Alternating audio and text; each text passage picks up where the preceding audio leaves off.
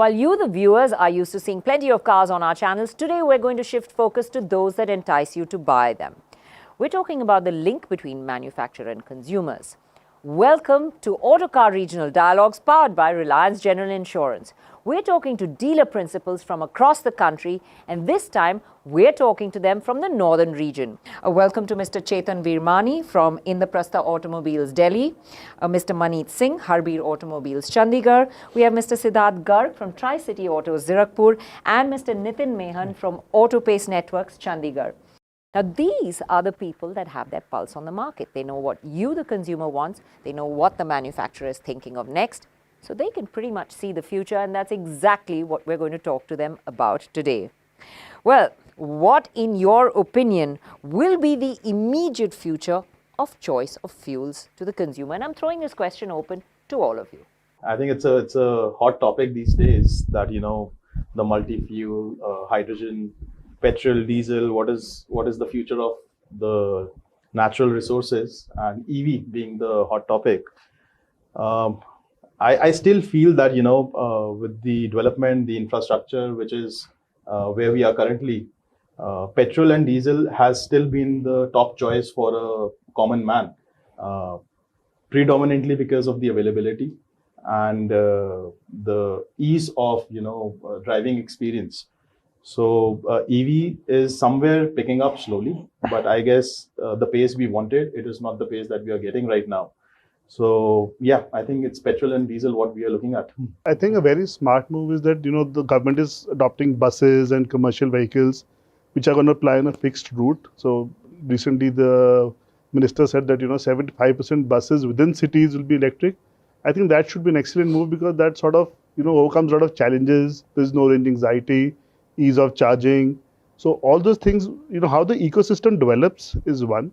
And I think besides whatever fuel choices, what the states want in terms of the pollution, the AQI, like we're seeing in Delhi, Grab 3 comes in, Grab 4 comes in, all those things will also be very important to understand, because people post-COVID have become sensitive to, better health, better environment, cleaner air. So, people are willing to go that extra, spending that extra money just to get, a better future going forward. With all the manufacturers placing huge bets on EVs, be it born electric vehicles or hybrid electric, the future will eventually move towards EV, maybe in like 2 or 3 years, but maybe after that we can jump into hydrogen, but that would be a post-EV era, I believe. You very interestingly, you said that, of course, internal combustion engines are here to stay. But do you think diesel will remain a choice for the future? Because we're seeing it slowly easing out. Surprisingly, what we are seeing is that, again, it has two segments to it. A customer who's planning to buy something which is above 2000 cc still has diesel as the first choice, primarily because of the consumption of the engine. Vis-a-vis someone who's planning under 2000, I think 70 to 80% people have shifted their choice to petrol. Looking at this, I think the near future, diesel might not be a relevant fuel choice. Petrol is what is going to be, with all the different governments, especially Delhi with the 10-year ban on the diesel, and whenever the AQs are high, the BS4, BS6 diesel engines are not plied on the road. So all these things really matter to a consumer, that what my future is going to be if I'm buying something for next 15 years or 10 years that I'm going to keep a car. So I think immediately there is a dynamic shift to petrol. Diesel, I don't see a sustainable fuel for a longer term until unless some revolutionary technology comes in. Yeah. So, do you think hybrid, like when we're talking about, because he said hybrid, now that's a step we completely missed in India while going to the electric future, and we're kind of coming back to it right now. It is garnering steam, especially with Maruti and Toyota, now introducing them at a more affordable level. Do you think that needs some help from government? Do you think that needs a push, and that's a sensible medium-term solution to the future? You're exactly right, and we agree with you. In fact, all the my co-dealers would also, he's from Mahindra, that the government and the government prerogative and the customer perception, they just did a jump start, from fuel straight to EV. We all forgot there's a hybrid setup which can be adapted to. And Toyota and Maruti Suzuki, in fact, they are really changing the production line to go for the hybrid facility. And, but coming back to the first point again, on the change of diesel to petrol, and then, doing a milestone between like the EV and then going to hybrid and the hydrogen, that's a step forward. The government of India really needs to work on it. They have to, kind of prompt the manufacturer first to go towards that scenario where he can manufacture, do an R&D on making that easy, cheap, or not cheap is not the word, that affordable hybrid vehicle, Right. or in fact the EV vehicle. The EV vehicle, I mean, most of the GST on the cars which are fuel or diesel, they start from 29 and goes up to 55% something. On the electric vehicles, the government is giving at 5%. It's 5% GST on the electric vehicles, but which has far less contribution in the overall Correct. car portfolio. The hybrid has been neglected till now. The difference between the petrol in the same category and the hybrid is just 2% GST waiver. Yeah. So that's very less to prompt a customer to buy an initially expensive vehicle. Correct. And to make his mindset go towards a technology of leaving the conventional fuel behind. And I think a very important step if we are talking about a cleaner, greener future, because it will provide a cleaner, greener interim future till people adopt EV. Correct. Yeah, definitely. And also, I think the starting point behind the intent behind getting hybrid is the government wants to save on the forex. I mean, trying to lessen their dependence on the fact that they have to import the entire oil from other countries. And so if we are adopting hybrids more, at least it's a first step forward without the need of any major infra change as on today. Yeah. If we adopt more hybrid vehicles today, we don't need any infra change at large. Exactly. Yeah. And also diesel we are seeing a lot of CNG penetration, especially with commercial vehicles for local use. That has also turned out to be a very big solution or big alternate, which is sort of augmenting the fact that government's dependence or our country's dependence on importing fuels has reduced. So I think shifting alternately from diesel to EVs or hybrids or CNGs with a better, I think since the last 2 years, since the government has sped up the footprint of the CNG stations, that has really given Maruti a big edge in terms of, we are the highest CNG manufacturers for India. I mean, we have an edge today that, the entire commercial fleet, Olas and Ubers, their 100% dependence is on CNG only, especially the cities where there is CNG available. So what you're saying is correct. Because there is no need for infrastructure, the hybrid adoption will be quicker, faster, and it will make for a... Even the CNG. Yeah. Even the CNG option doesn't need any infrastructure. Well, that's because it's already been set up, but it does require an infrastructure. Yes, you require kits which are, you require kits, and it requires a different fueling, refueling station. EV right now for a consumer is one, the range anxiety. Yeah. Second, what will happen to my car after 7 years? Yeah. With diesel and petrol, it's a tried tested. They know that, okay, after 7 years, X amount is the cost which I would get back when I sell my car. Whereas in EV, it's a depreciating asset. Correct. The battery is, it would not be the same that is today. So I guess the people are not ready right now to make EV as their primary vehicle. But yes, we are still seeing a shift as a second or a third vehicle in their house, which probably they want to use for their local commute. People are opting to EVs. So I think the gradual shift has started. Correct. But probably more focus towards hybrid would have made it a smoother and a wider acceptance to EVs. Yeah. While talking about these, we also have another option, flex fuels. Are the customers aware of, ethanol and flex fuels, or is that something that they're completely oblivious about? So I recently got to know in the two-wheeler segment, there are ethanol-ready vehicles. Yeah. I think 20% ethanol Correct. is something which they are compatible with. But just because we are from the industry, we still have a little bit of knowledge about it. So someone who's not in this industry, I don't think so. It is a topic that also a great funny thing is that which is not being highlighted too much is the degradation of the engine when using blended fuel with ethanol is much faster. Yeah. So the quality of the performance of the engine is gonna, after 2 years or 3 years, you're gonna see a major reduction in the performance of the engine, which sort of is as not in the conscience of people as of now that, how does that boil down to, or when you want to sell your car. But that's also the case of CNG, LPG. You do have to, I don't think customers are aware that every so many 100 kilometers, it's better to run it on fuel for a while so that you don't degrade the engine. Correct. So I think the education to that level is not there right now. Diesel and petrol engines have been there since ages. I think every manufacturer has somehow, reached to its pinnacle when it comes to the performance of an engine. There used to be a time when, one brand used to be better than the other because of the engine and the kilometers and the age that they used to last. I think now that topic doesn't really come that, front forth. So I think every manufacturer has reached in the diesel and the petrol. But any further change from here, I think we all are pretty new and raw to this technology. So let's see how, things come out. Flexi fuel otherwise, what does it mean? It means a blend of, some percentage of ethanol in the basic crude. So India, though it's a very large producer of ethanol in this thing, but the car itself to manufacture is a costly affair. You need a lot of adaptation again.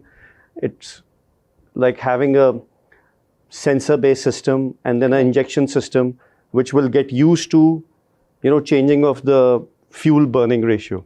So itself is an inexpensive technology. It's much higher than the hybrids right now. So this is my question. That and then the delivery thing also.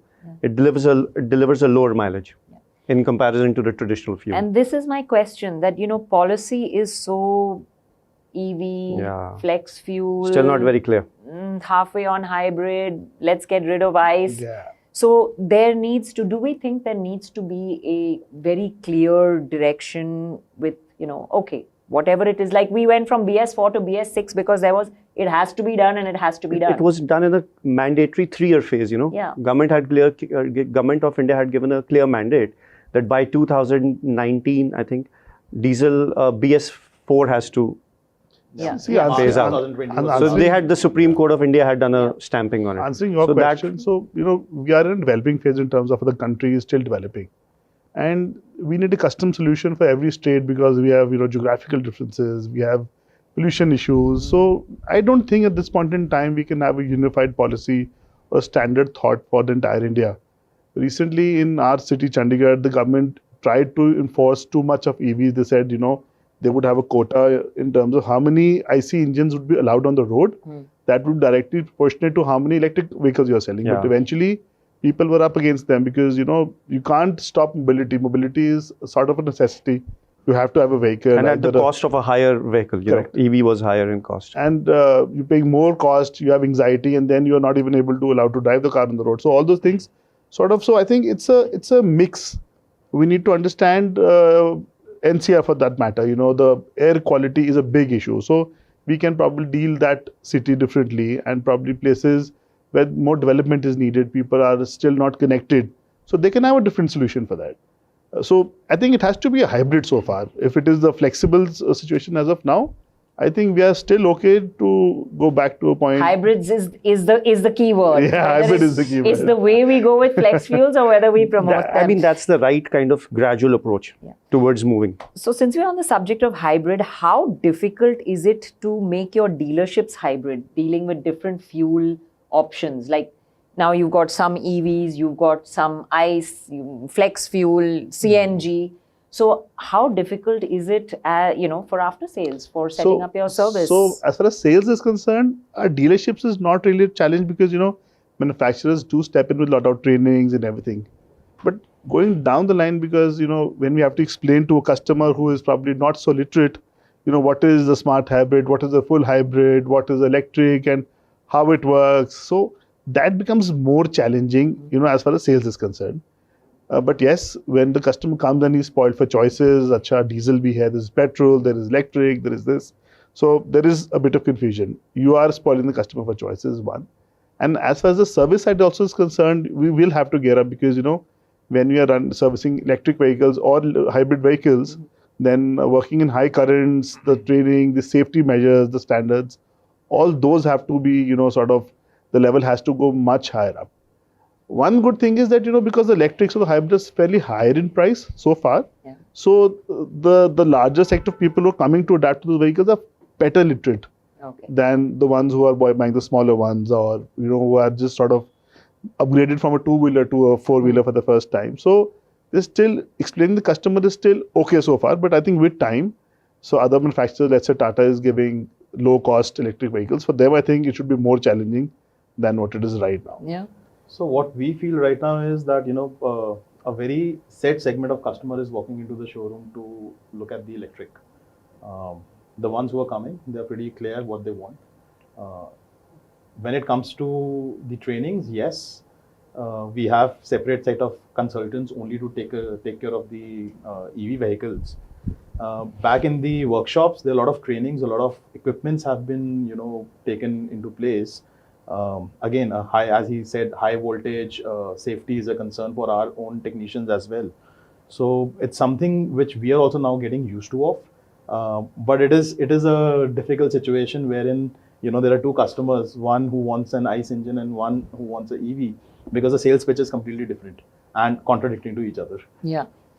Yeah, so in addition to all that, where the challenge comes in is that inventory management. Mm-hmm. You already have so many variants there; they just double up as soon as you add a new thing in the market, like be it petrol, diesel, or maybe hydrogen will come in the future. The inventory management becomes a problem because the variants just develop, and they have to add a lot of the stocks, inventory management. Yeah, in the workshop as variants. well, you have to have separate spare parts for that. So the inventory management becomes a challenge.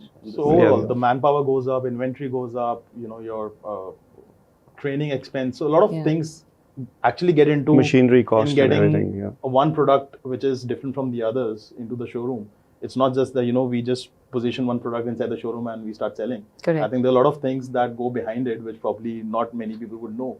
But there's a lot of infra, a lot of investment that actually goes into it. Yeah, right now it's a very mixed up ratio. I think we need a clear directive on the way forward. Yeah. We can't talk in a room like this and discuss, what the thing is. It's the government which has to take a bold step on how to move forward. While the government does, have to take that step, and eventually it is their decision, what do you think the sense or the pulse, what does the consumer want out of the future? Consumer ultimately, he's concerned about the environment. It's such a wild, it's such a discussed topic everywhere. Global warming, then pollution, then the things arising out of that. It's such a discussed topic now. So yes, the customer is concerned about the green print and everything. So in my opinion, I don't find that to be true. I'm sorry. The consumer is centered towards his savings. He's cost-centered. Yeah, he's just. So that comes as a final effect. But I mean, you talk to a customer. Yes, he's concerned about the environment too. too. Choice to a customer, wherein his range anxiety is taken care of. And the infrastructure, he feels that the infrastructure is ready. That up to mark, if I want to do a 500-kilometer trip with a family, I would not be halted somewhere. I think they do want to get into the EV segment, but it is these small little things that are hampering them to make that switch. Saying that it's such a fast technology that is changing and evolving. Yeah. Today, I think when EV started, it was almost double the price of a ICE engine. Correct. And today we still have cars which are like 10 lakhs, 11 lakh rupees, and you can get an EV on road. So I think things are changing. People do want to get into that segment, but I think these are small little hiccups that they have. If we can take care of those things, EV would be much widely accepted. The infrastructure is not there and everything. I think it's all about everything comes down stations. to infra only in the end. Yeah. If you want to make a trip, a 500-kilometer trip today from this point, you need to have that sufficient infra on the way to stop, brake, charge. So that if all that is convenient, then probably you can shift faster. I mean, there are so many live examples, on various forums on internet wherein people did try to have those trips, 300 kilometer, 400 kilometer, and they have shared their live experiences. That, I went, there was a halt. There was just one charger at that place. Already somebody was charging. By the time I put my charging, the light went off. So, you have different practical challenges right now. And if that can be taken care of, I think EV is the future. Like a farmer Andolan would take care of the EV thing, You will be on the highway But waiting that for a is charging station. Primary problem in our country, isn't it? I mean, that we do not have 24-hour electricity in most places for the Correct. entire country to Exactly. be able to run EV. So I think that is a challenge that one has to solve first. I think this is something which we also discussed when the Chandigarh EV policy was there. That imagine a scenario wherein 50% of people have shifted to EV. Do we have the grid to support that kind of? Do we have the grid or do not? we have the grid to get that kind of electricity to the city? So I think there are major questions that needs to be answered. EV, yes, that What is is the the future. source of that as well? Because Correct. you're just shifting pollution source. Yeah, you're shifting it to coal. So there's a lot of, I think, those are Coal, debates solar, that we yeah, really yeah. have to think through in our country. Of course, So it is battery not a scrapping very- is another yes, whole correct. It is not a very simple discussion. topic. I think Yeah. it needs a whole lot of debates, discussions, and thought process from our leaders to find a right path on which we would want to go. And yes, it is high time that we figure out what path we want to choose, because right now there are about 10 different things in the market, and if we as dealer community get confused, I'm sure the customer would be even more confused than us. Funny thing is, I spoke to some people who are users of electric vehicles. The upkeep, which no one's talking about, whether these charging points are working, they are on the grid. You can see them on Google. Okay, you're going to travel to this point. There are 2 charging points.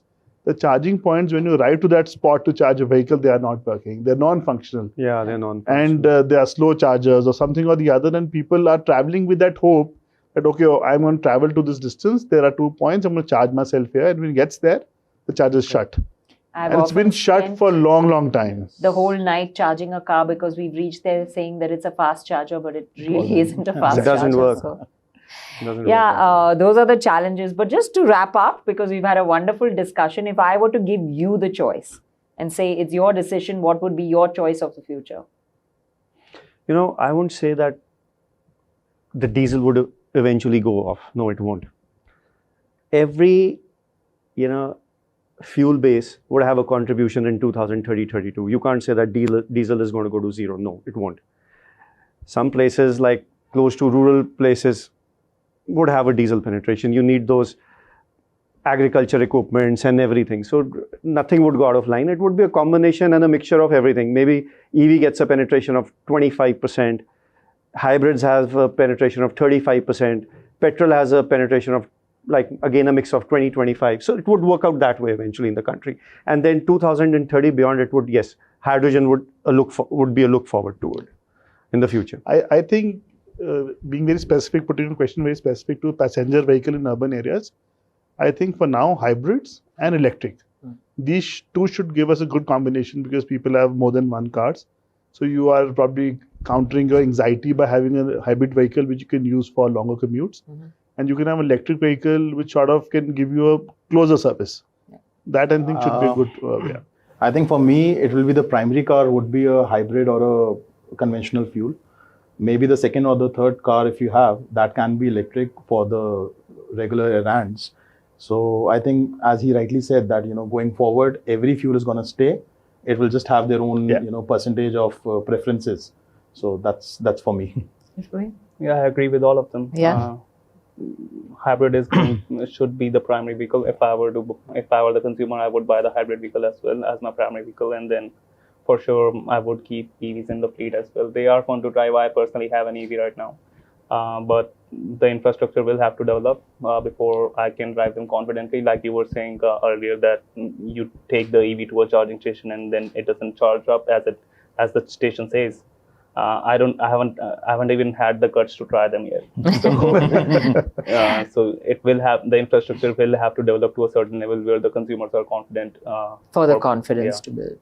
Well, it's been a fantastic discussion over here, but there's one thing that's definitely emerged out of this discussion, that the future is hybrid. We are going to see a variety of fuels for quite a while in the future, but we also need to see some subsidies on hybrids because these are the cars that can fill the interim gap to EV while the infrastructure gets sorted out. Thank you for watching, and we hope you've enjoyed.